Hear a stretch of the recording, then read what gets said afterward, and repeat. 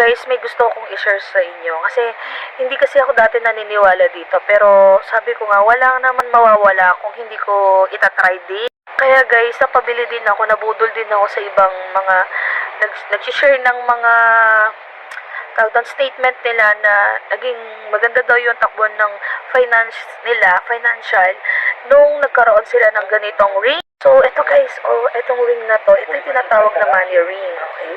Ang ganda talaga niya guys. So, mura lang to guys, pero grabe, hindi ko akalain na magiging swerte din ako.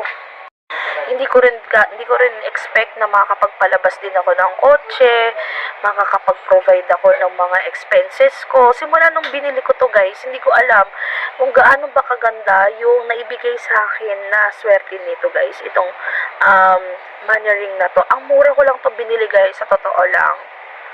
Diba? Sinusuot ko lang siya guys. And parang talagang hindi sa nagkataon lang. Iniisip ko na baka nagkataon lang guys. Pero sunod-sunod po yung swerte talaga na nangyari sa akin buwan-buwan. Kaya kayo guys, kung gusto nyong matry or magkaroon ng ganito guys, ilalagay ko lang sa sa yellow basket ko para may share din sa inyo yung blessings na hatid ng money ring.